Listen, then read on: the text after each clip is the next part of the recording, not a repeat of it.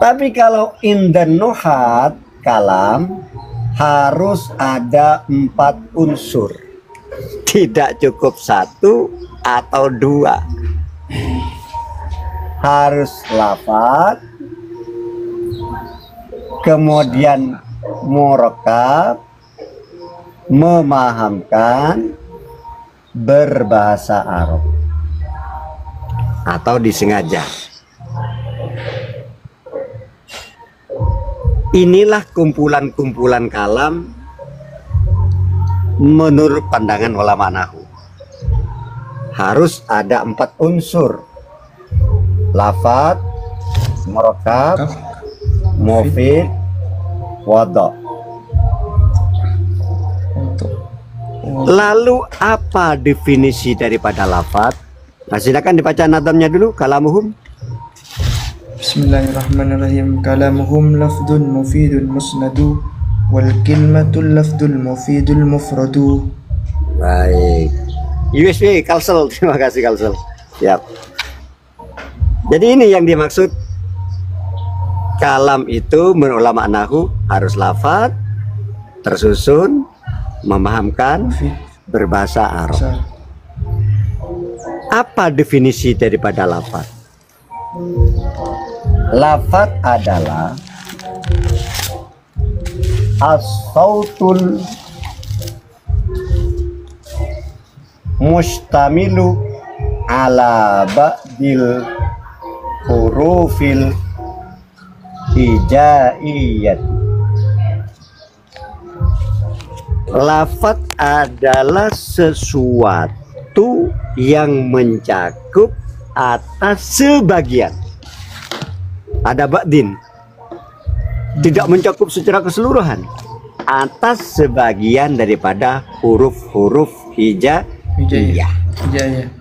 Jadi dari alif sampai hamzah ya harus ada semua? Enggak. Sebagian daripada yang 28 itu sudah terdapat, sudah dimakan lafaz. Contohnya baitun. Baitun lafal. Kenapa? Karena mencakup daripada sebagian huruf hijaiyah. Ada apa? Ada ba, ada ya, ada ta. Nah, lafaz. Sudah lafaz baitun. Suara yang mencakup atas sebagian huruf hijaiyah. Kabirun. Lafaz atau bukan? Lafaz. Kenapa? Karena terdiri dari sebagian huruf hijaiyah. Nah, mencakup sebagian daripada huruf hijaiyah. Ada kaf, ada ba, ada ya, ada ra. Sudah, yang pertama lafaz sudah kita kenal. Jadi yang dimaksud dengan lafaz atau definisi daripada lafaz, suara yang mencakup atas sebagian dari beberapa huruf hijaiyah. Murakab, ma tarokkaba min kalimataini fa'aksar, adalah suatu lafaz yang tersusun dari 2 kalimat minimalnya. Minimal susunan kalam itu 2 kalimat. Fa'aksaro, maka lebih banyak, boleh lebih dari 2 kalimat. Jadi minimalnya susunan kalam itu 2 kalimat. Sebagaimana contoh,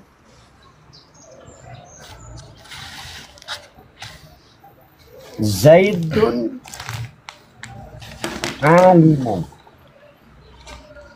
Adapun Zaid alimun itu orang yang alim. 2 susunan. Susunan Zaidun dan susunan alimun.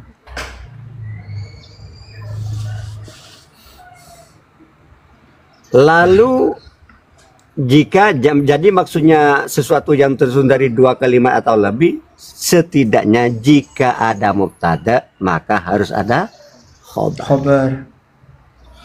Dan apabila ada susunan fiil maka harus ada fa'il. Nasoro Zaidun, telah menolong siapa Zaidun? Zaid. Susunannya adalah 2 kalimat, Nasoro dan Zaidun. Zaidun. Nasoro telah menolong siapa Zaidun? Zaid. Siapa Zaid? Inilah pengenalan tentang bagaimana fa'il, tentang bagaimana fi'il, mubtada, khobar itu pada materi berikutnya. Sekarang prolog dulu. Jadi kata pengantar dulu bahwa disimpulkan yang nanti akan dibahas sesuai dengan tema masing-masing. Kalau langsung dijelaskan mubtada ini, khobar ini, wah, bisa bingung. Jadi materinya ini hanya perkenalan dulu. Siap, Ustaz.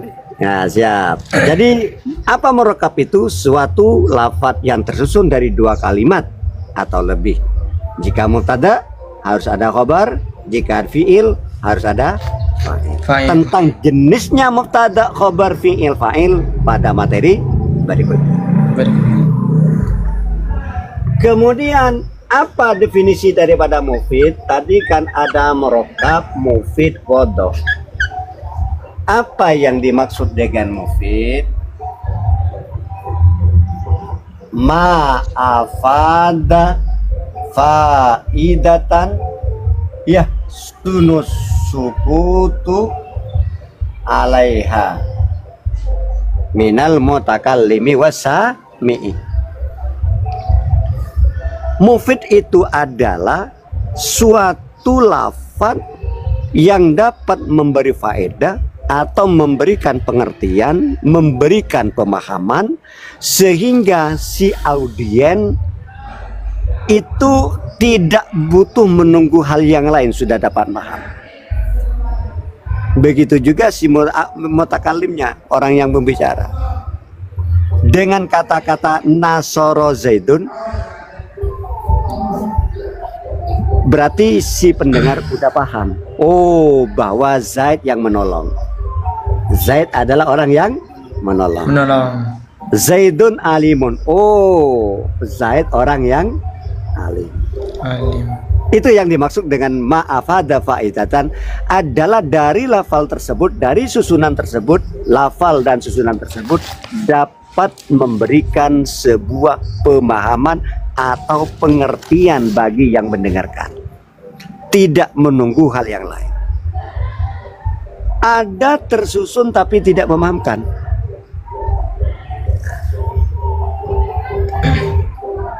Inna soro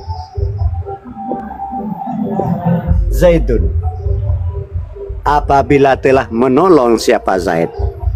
Ini bukan kalam, karena tidak memahamkan.